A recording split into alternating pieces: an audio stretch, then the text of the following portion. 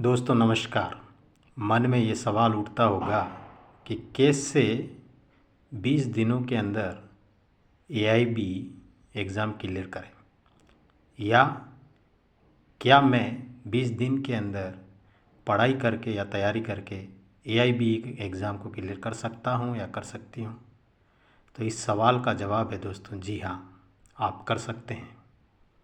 आप 20 दिनों के अंदर भी एआईबी एग्ज़ाम को क्लियर कर सकते हैं। जैसा कि आप सबको पता है कि एआईबी एग्ज़ाम्स ओपन डायरेक्ट है।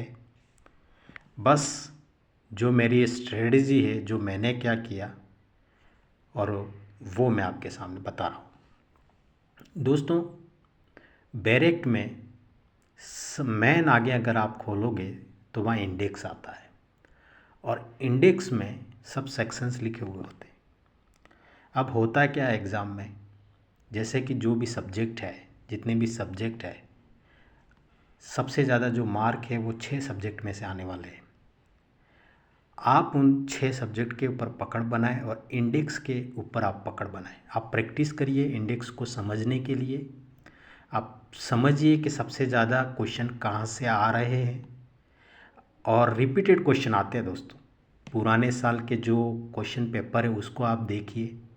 मार्केट में बहुत अवेलेबल होते हैं पेपर्स, आप उनको भी देखिए, समझिए। जो पैटर्न है वो रिपीटेड है। तो जो सेक्शन रिलेटेड है इंडेक्स के साथ डायरेक्ट जो क्वेश्चन कनेक्टेड है उनको आप समझिए। तो एग्ज़ाम में करना क्या है? करना ये है दोस्तों, जो डायरेक्ट इंडेक्स से आते हैं, जो सेक्शन पूछते हैं, सब्जेक्ट वाइज आपको उन क्वेश्चन को सोल्व करना है। जैसा कि अगर आप बीएनएस की बात करें तो बीएनएस का आप डायरेक्ट ओपन करें और पहले जो क्वेश्चन बीएनएस के हैं वो आप कंप्लीट कर दीजिए।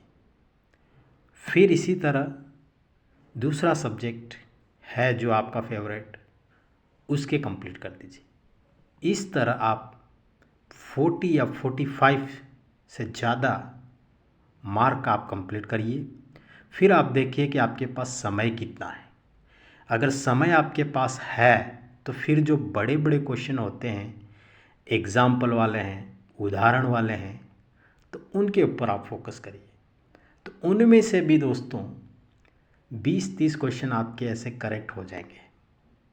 क्यों? क्योंकि आपके अंदर जो डर था वो उस डर को आपने भगा दिया है।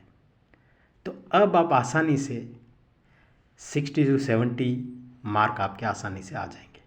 सो ये एक स्ट्रेटजी होती है और ये 100% काम आती है दोस्तों।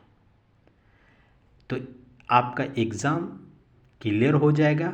बस आप ये जो आपके पास दिन है, 20 दिन है, इसमें आप इंडेक्स को पढ़िए। डायरेक्ट नहीं है तो मंगा लीजिए, कोई टेंशन लेने की कोई ज़रूरत नहीं।